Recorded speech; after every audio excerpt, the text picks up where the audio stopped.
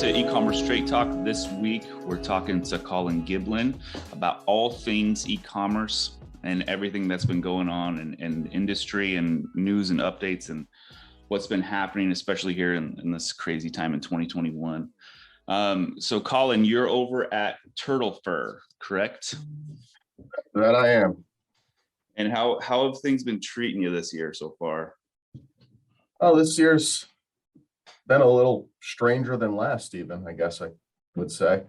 Turtle Fur is headwear and accessories company. So last year was quite successful for us, being in the face covering market already. There was a lot of demand for our product. That's slowed down a lot this summer, but I think people are just getting back out in the world and shifting where their spending is as well. So. Yeah, I think we've noticed that across the board. It's very interesting because you have two big things coming in, right? You have this iOS Apple Play that's been going on and them pushing this privacy rules, right?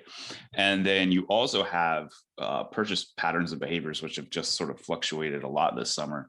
Well, of course, they've been fluctuating since the beginning of the pandemic, so it's been nuts. But I think everyone's been focused on traveling and getting out of the house. And I mean, even for myself, we can't even find a spot either at the beach or in campground until like October, which is the craziest I've heard of, Yeah, I mean, between spending on travels, getting back out to bars and restaurants, I think people are still looking at big ticket purchases as well, particularly for our product and kind of a $17 average price point. They can get to that later, can be an impulse buy, but they're really looking at those used car purchases and houses still. So yeah. Electronics, I just heard, was way up for the month of June on a podcast this morning, listening on my drive into work. It sounds like people are still spending the savings they've built up over the last year. Well, and even now, like this week in particular, with the latest, and I know very little about this. I don't know if it's a new law or whatever, but you have the child tax credit kickback, whatever. It's like $250 if you have one kid over 6, for $300 or $350 if it's a kid under 6, monthly now until all the way through December. Yeah, and so we literally for a lot of those brands who their customers are, live paycheck to paycheck. We saw an incredible, a lot of purchases come through in the past like 3 days, which is insane. But we normally see those trends around paydays, around tax time, right? And towards the end of the year as well, Q4. So it's interesting to sort of see these small little patterns still sort of happen. But I think you're right. Looking at these, these bigger ticket items, especially now that people are trying to buy homes, but they can't get into homes, right? So they have cash just burning in their pocket, and this is how humans operate, right? We're just waiting to spend it. So yeah, it's and what's even more incredible is looking at this year in particular, because last year, back to school. So July, August is normally pretty big, second biggest time of the year. And last year, I think retail lost like 60% of overall revenue. Granted, it's not like there was less money spent. It was just everything was spent on Amazon and on Walmart, right? Right. Due to the nature of what 2020 was. So this year we can already see like record spends start to break out because of the simple fact that they're trying to make up for lost revenue, right? And yeah, I was reading something the other day that was talking about the kind of the impulse buy shift rather than the plan ahead, particularly with back to school, because as school started reopening in kind of the second half of the school year, early 2021, those back to school purchases started spiking up because they needed them right then and there, and they couldn't have planned it further ahead. And that's kind of carried through into some other things. It sounds like there's less looking out 6 months on the calendar going, okay, what do I need for the fall? What do I need today? Yeah, this week. And what makes it even worse, sort of, add insult to injury, is inventory issues across the board. I mean, just the delay. Absolutely. And so we had brands that we were working with that we had to order inventory back in Q1, projecting for Q3 and even Q4, because like some brands still haven't even got their inventory yet, and they won't get it till September. And so it's like, Yeah. it's like, Lord, so you're trying to make these projections in a time in which all of your predictions are just throw them out the window, right? And so, Absolutely. yeah, it's a very interesting world to be living in right now, especially in the world of e-commerce. It's so unpredictable, but chaos does make it a little bit more entertaining, a little more fun, right? And now, taking this and sort of segueing it into Amazon. So Yeah. how has Amazon been treating you guys over the past year or so? Well, so it's what we found interesting through the pandemic actually was our Amazon business didn't pick up. And maybe things picked up in certain categories on Amazon, but we saw more consumers coming direct to our .com site, our turtlefur.com site, and making purchases with us rather than going through Amazon. I think some of that was the early 2020 fulfillment issues that Amazon had.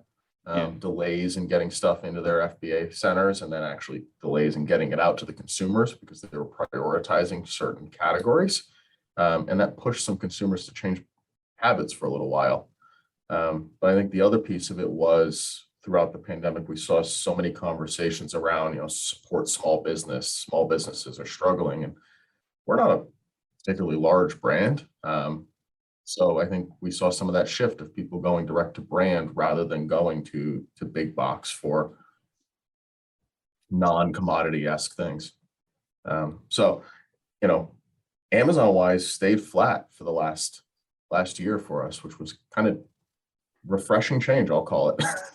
No, yeah, it's that makes me a little happy on the inside. It was sort of like, this whole thing happened. It was like March. Things start picking up. Everyone was sort of in it together, right? March of 2020. And then April came and everyone was like, starting to pull apart. But the craziest part is that Amazon was still running full steam. Walmart, all the big box stores. That was very frustrating and irritating that was allowed. And, your smaller mom and pops just got destroyed because of it. Yeah. You're already getting hammered. And yet it's like icing on the cake. And then Amazon, I don't even know what their market share is now. Even pre-pandemic, their market share was almost 50%. And so and even to look at it now, you have 7 companies that control 51% of the total market, not just retail and e-commerce, like the total market. And Amazon's in that group. And I think people, if they have a choice, they would rather not buy from Amazon. I think by now everyone sort of knows, like, Amazon's not the greatest, right? It's like, it's convenient, which that's why they're so successful. Absolutely. I think it's people go looking at Amazon for commodity items. It's the same reason you used to go to Walmart, or you still go to Walmart, is I got to buy toilet paper, I got to buy dish soap, I got to buy cereal. It's easy. You know what you can get, it's reliable, and you get it quickly. But I do think people started looking around for more interesting things last year, either between stimulus checks, giving them a little bit extra spending cash, and having a little bit more time to look at buying things rather than experiences. They started poking around at different smaller retailers. So that was a nice change. Yeah, and it's what we just saw the stats come out last month. It was Amazon has a turnover rate for their employees, turnover rate of 150%. So that means for every 10 people they hire, they're losing 15. And it's so interesting to hear that their executives had to have this conversation about how long before we've gone through the entire pool of people that we could employ, right? Because at that rate, you're looking across the country, right? How many fulfillment centers and warehouses and all this stuff, and not only that, but then the pool of people who are willing to work for Amazon or at Amazon, right? And it's really puts it in perspective just how large of an organization they are when you're talking about a country of how many hundreds of millions live in the US, and they're worried about using everyone. Yeah. at some Yeah, no, point. it's crazy. And granted, they are working hard on automation, right? And in all actuality, automation does displace workers. It's the nature of it, right? It's sort of these fluctuations in culture that we see ever since the 1800s, and industrialization. It's sort of, that's just sort of how it goes. But I think when these things start to happen, you have Bezos stepping down, right? Because he wants to go to the Mars or the moon or whatever now, right? And do his compete with other billionaires. I think what this does is it starts to leave Amazon open, right? And they lose a tiny bit of leverage, not enough, tiny, because they still employ more lobbyists than there are politicians in Washington, right? So it's Right. But it's, if you go back 100 years, right, in the early 1900s, you have the great A&P company, right? They were crushing it. They're basically a semblance of what Amazon is, right? And then they had their catalog, and because that's how everyone worked back then. And through the 20s, they started shifting more to white labeling products, because they same thing the Amazon's doing, right? Where they see, hey, these products are selling really well, we can just call them Amazon Basics or whatever, start white labeling. And then that's how they sort of take over and monopolize the market. And that's when the government came after them and basically completely disbanded and destroyed them. Will that happen to Amazon? I'm not too sure. I think politics. I did see a bill brought to the state Senate, I think, in Washington, about trying to break up FBA from Amazon this past week, because of the kind of the nature of it factoring into the buy box algorithm, right? And how that backs sellers into a corner of needing to leverage this additional cost program and then not having a choice to choose a lower cost option for fulfillment, potentially, and optimize their own margins because of that need to do this to win. I don't know that that'll get anywhere. It's not the first time we've seen someone make an attempt to split off a piece of Amazon's business, but I saw something a while back that Bezos himself said, most big businesses only make it 30 years before there's a major disruption, and then they've passed their peak. Maybe they stick around, maybe they come back, but Amazon is at that age. Yeah. Maybe it's about to happen. We're just starting to see the chips happening. Could be. Yeah, and well, I definitely see them having to break up their white label versus the rest of the marketplace. I think that there's some bill that tried to get passed through, but it got shut down about a year ago, something along those lines. So what you can see is sort of like, I think with politicians, they put feelers in the water, and this is how they do it. Like the bill might get shot down, but it's just sort of like, how's everyone feeling? But it's yeah, I think, especially with Bezos stepping down, I think that's sort of like one of the indicators there. He's just like, I just don't want to have anything to do with this anymore. Like this is just getting to a point where I would rather focus. What was it? Blue Origin? Is that his space company? I think that's what his is called. Yeah. Yeah. And he was like, what is it? By the end of July 31st, I'm going to go to space. And then Branson came out like a week later and was like, I'm going the 14th or whatever it was. It's just like billionaires fighting against each other to go to space. Yeah. It's, it's very fascinating to sort of watch that occur and sort of live in this time too. And me being a total like sci-fi nerd and space nerd, I'm hoping like, yeah, let's keep this space thing going, man. Do I want to go to Mars? No, but like it would be cool if someone did. But why not? I mean, just to have that experience would be pretty cool. I'm just waiting for the cost to come down a little bit. Yeah. Well, I think the biggest thing with going to Mars is it's a one-way trip, right? He ain't coming back. And so it's like, I don't know if I'm prepared for that adventure. Maybe if they had oxygen, and some there you go. Yeah. I could do that, but to live in like, basically create your own prison over there and then be like, try to survive. I just don't know if I'm not the guy for the job. But yeah, looking at what's been occurring this year, I know with a lot of our clients, we're starting to like try to build out projections is sort of what we do. It's really hasn't helped us much. Last year, Q4, we were able to build out some decent projections, but the rest of the year was just shit, right? It was just garbage. But for, looking at the rest of Q3, since how we just got into it, and then moving into Q4, do you see any trends or anything sort of pushing one way or the other that you guys are looking to jump on? So with our business, it's a little strange. We don't run on a calendar year, so I'm still sitting here in the kind of early Q2 for my world, because we're so heavily seasonal. We haven't really seen anything showing itself as what the winter and holiday shopping season is going to look like, because that's really where we live, is that November, December, January timeframe. We're still seeing strong participation in outdoor activities, which is a good indicator for our business. Looking at what people are doing with their free time and the travel that they're still doing is great for us.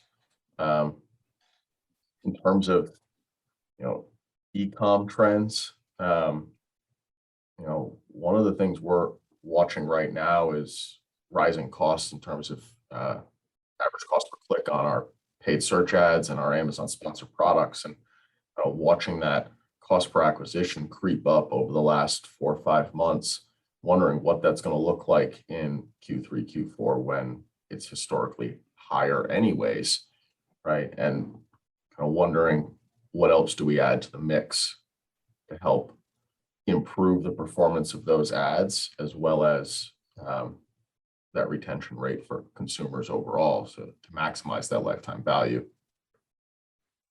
Yeah, it's I mean, if we look at what happened last year, right? We tried to make comparisons to what, previous 3 to 4 years before that, trying to look at seasonality and trends and whatnot. And then obviously last year, it was interesting to see, Q4 holiday sales with a lot of companies. It seems like the norm now is starting November 1st, right? The day after Halloween, it's like sales go. I mean, Walmart did this with like every couple of days was a new sale on a specific kind of item. But it worked for them. But we were starting to see that sort of come into play the years prior, where it was like, instead of just that week of Black Friday, Thanksgiving, Cyber Monday, it sort of started creeping in the week before, and then the week before that, and now it's like November 1st is sort of like the date, right? And we've seen big box do this forever, because the day after Halloween, you go into your local Kroger, Fred Meyer, Costco, whatever. It's like all holiday. It's now Christmas-esque time, and it's like everything's just been removed for Halloween and replaced overnight. And so it's going to be interesting to see it this year, especially with like what you said. We have these rising costs across the board. I mean, we've seen, with our advertising, we've seen CPMs still going up, even though, we've sort of had conversations with other brands and other agencies, and it's not like people are spending more, right? Right. And so it's like, well, where is this increased CPM coming from? Why are we paying more for this? And I think there's so many different factors to put in there, but I do have sort of a conspiracy theory here. And so let me run this by you. So you have the whole iOS debacle, right? Where it's like Apple's like, we're all about privacy, and they market it as we're trying to protect you, like we're all this privacy, when really, in my mind, all it is a data grab. They see that all this data is being controlled by all these different platforms, and they're like, we can control it because we're the source, right? At least for Apple users and iOS users. So they start out by blocking tracking, doing all these things, starting with the advertising and moving into email and moving into all things, right? At some point, they're going to need to do something with that data. And they know it's worth more than gold, more than oil. So what are they going to do? And I know that they've been pushing hard on Apple search ads, but really it's just through the App Store. You can already tell that they've been doing beta testing with different through Safari and different platforms like that, where they're doing search ads. My theory is that CPMs have been going up because they did make a deal with Facebook in particular that they would start passing on opt-out data. So those people who have opted out of tracking through the iOS 14.6. So now if, for all those listening, if you go to Facebook and you go to your business manager and you go to events manager and you look at your aggregated events management or measurement, you'll see like if you put like your primary conversion is like purchase, you'll see that number. That number is now your number of opt-outs who have purchased. So Apple is now passing on data back to Facebook. And my theory is this is sort of like their beta test with sending the, what Facebook used to use back to Facebook, but at a cost. And that cost comes back on us as rising CPMs, even though people aren't spending as much. So that's my theory. And now if it does hold true, someone will leak this at some point in time. But just for right now, it makes me kind of feel good because we live in this conspiracy, like 2020, 2021 is like conspiracies galore, right? But as far as like trends for like this near future, like in July and August, what are you guys expecting to see in the outdoor industry and movement and purchases? Yeah. So for us, we're expecting a really strong winter again. Part of it, I think, is going to still come from some face covering sales in the parts of the country that are still seeing rising COVID cases, and maybe some shifts in regulations from local governments or ski resorts as the winter draws nearer and kind of when they roll out their policies. But with such a large spike in outdoor participation last year, one of the things I've kind of been watching with that is so many people started taking to new hobbies. Bikes were impossible to buy. Kayaks were being sold out left and right. More people were getting out hiking. And, had this pandemic only lasted 2 or 3 months, or the 2 weeks we all thought it was going to be back in March of 2020. Yeah. Those habits, they would have spiked and everyone would have returned to the way life used to be. But to go 12 to 15 months, depending on what part of the country you were in, with this new way of living, much like work has changed for everyone to either fully remote now or hybrid models as we move back into the office. I think a lot of habits have shifted for people to really be driving more people to engage in outdoor activities, whether it's just getting out for a hike more often, or more ambitious endeavors. I think participation has permanently risen, not to the levels we saw last year. There's always going to be some attrition. Higher participations, we're looking forward to that. Yeah, and you brought up an interesting point, sort of segueing into like employees and dealing with what's going on now, because obviously there's this huge sort of pushback on going back to the office. And for us, we're fully remote, but we did have an office. However, it was like we had to renew our lease in March of 2020, and I was like, I think I'm just going to wait. So glad I did. But now you're having this push to go back to the office. Now, me personally, I get it, because with an office, I can leave business at the office, right? It doesn't come home with me, and my work doesn't come home with me. I can leave it there. All the stress and all the issues I can leave there. But at the same time, I do completely understand why people want to work remote.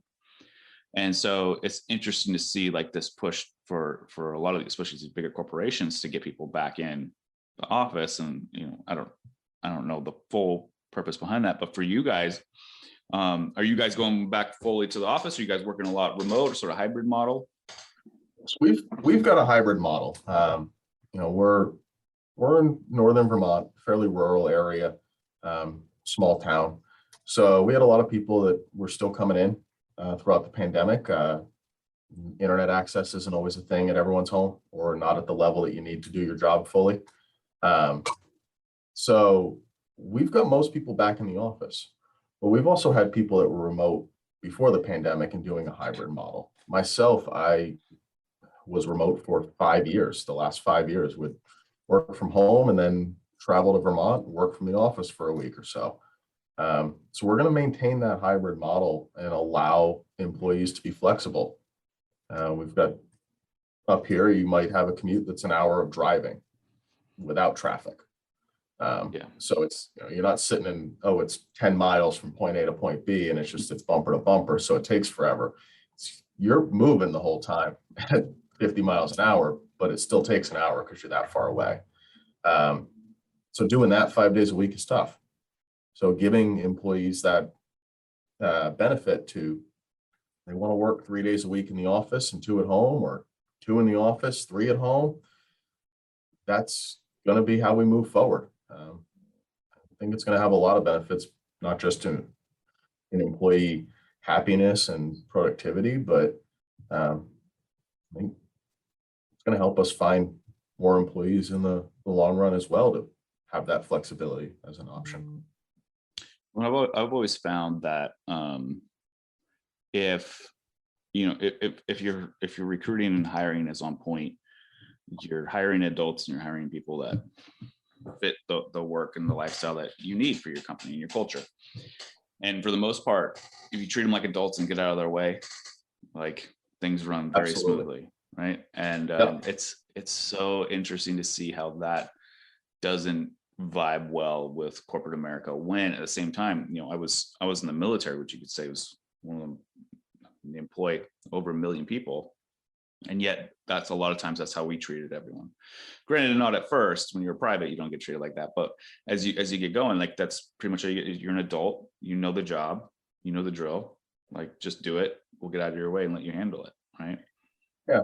And I think one of the reasons you see a push for bringing people back into the office, though, is there is a difference in the communication that happens. I found that over the last year, without any FaceTime in the office, and being 100% remote, your day becomes very full of meetings. Mm-hmm.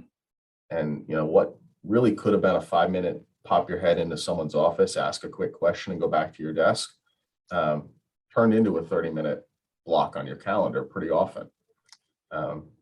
So having that mix where you can still have those quick touch base conversations in person, or the passing each other in the hallway and remembering something that the physical triggers to the to-do list, that the informal to-do list of everyone's jobs, right, has a lot of benefit.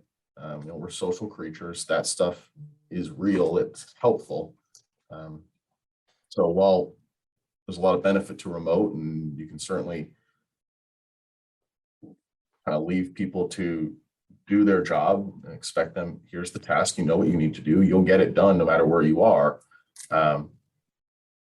There's a creativity element to in person.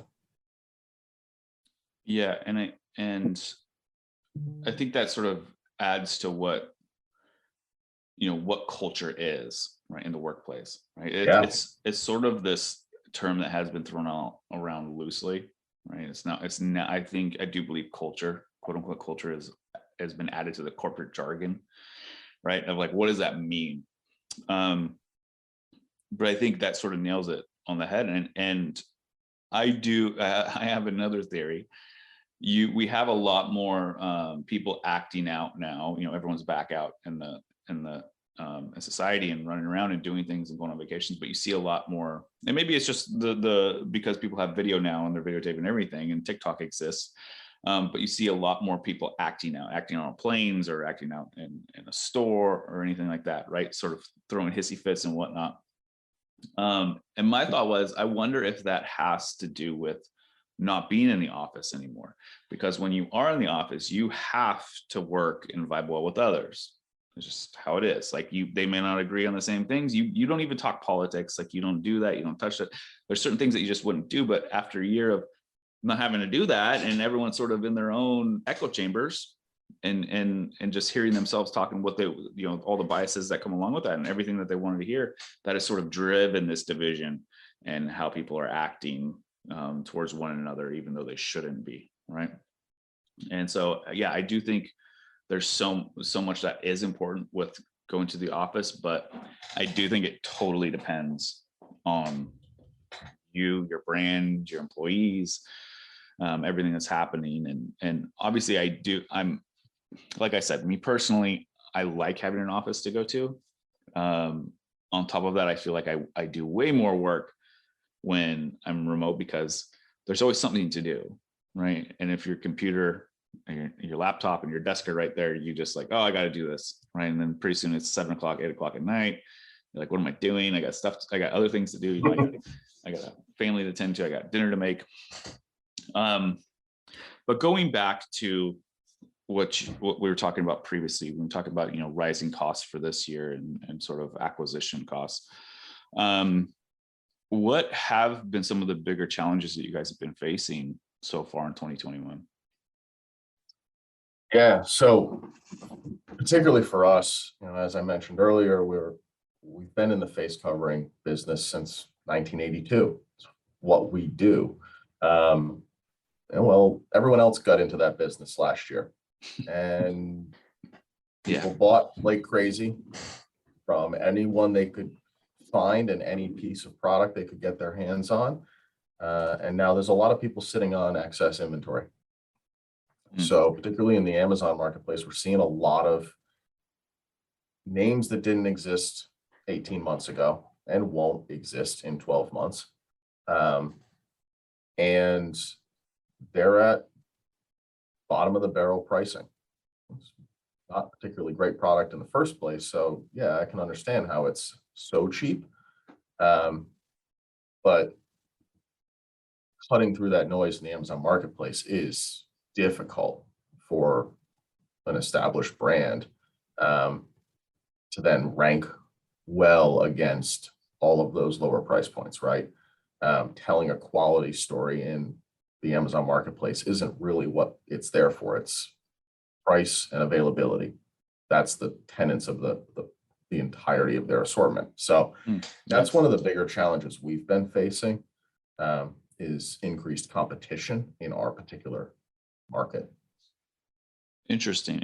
Yeah, I remember this whole thing kicked off last year, and we do a lot of advertising on social media, and it was like, I think it was like May and June and July of last year.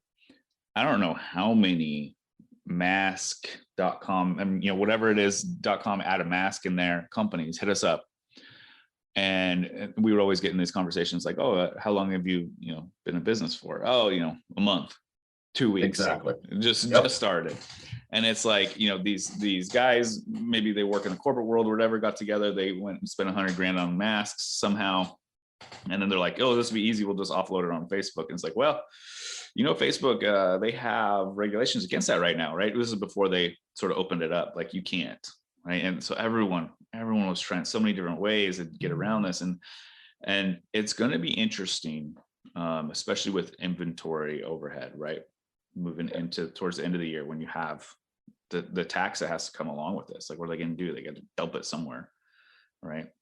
Or maybe they just put it in a warehouse and the warehouse accidentally burns down. I don't know. So it's the fuel for this mask push. And on top of that, these weren't even like medical grade anything. It was just like you saw bikini companies take bikinis and make masks out of them and all this stuff. And maybe that works for some people. It was I don't know. The whole thing was just odd. And you could tell people that were just trying to jump on the bandwagon. It was kind of annoying in my perspective anyways. But go ahead. It certainly became a crowded market very quickly. Yes. Yeah. So if you could give, I guess, one piece of advice or something for our listeners to take home with them today and implement, what would that be? Do you have anything? That's a awfully broad question. Just one piece of advice on anything. I'm just dropping it on you. Well, let's keep it retail e-commerce related. Yeah.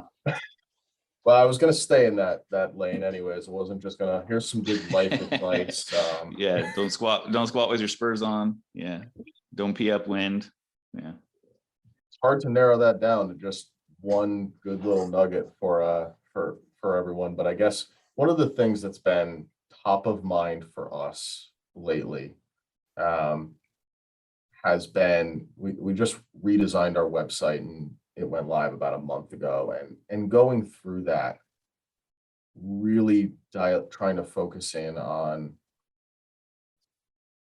making a good user experience for all users, not just who, you sit there and you look at your website as yourself, as a brand owner, as a e-com manager or director, and I like this.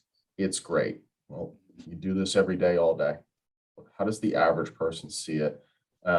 Or how does a population that uses a computer in a different way see it? An older population that doesn't have the tech familiarity, population blind population that isn't using the visuals that you've spent so much time poring over. Don't just stand up a standard site with the easiest theme you can find. It's your face to the world.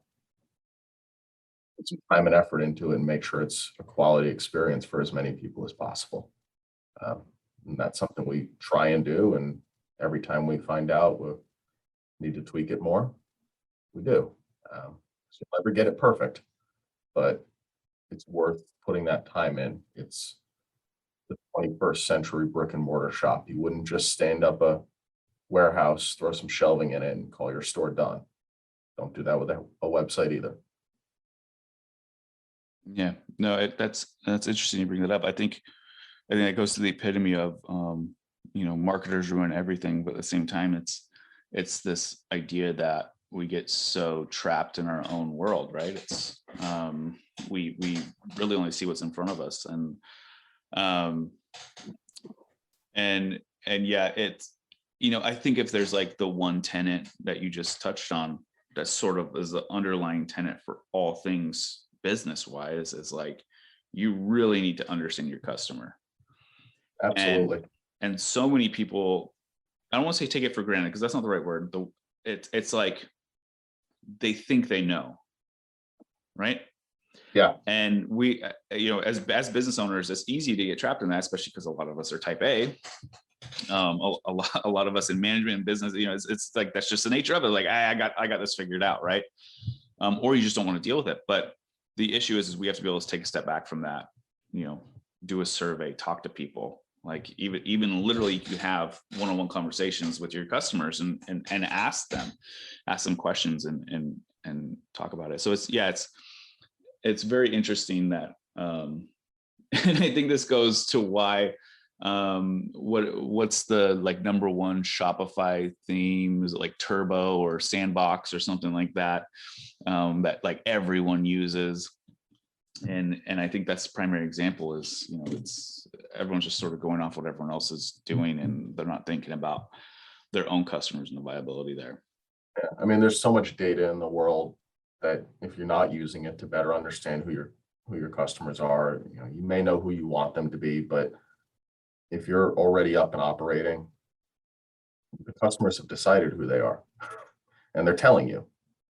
You can find out, just look at your Google Analytics, or as you said, have conversations with them. I think that's a great thing that is lost a lot in e-commerce.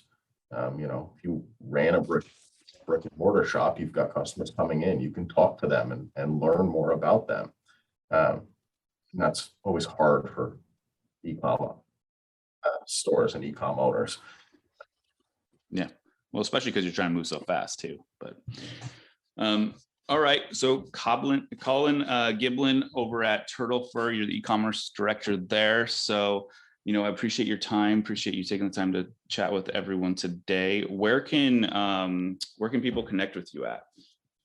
Yeah, find me on LinkedIn, Colin Giblin, and over at Turtle Fur, and reach out to me there, or you can chase me down at Turtle Fur itself.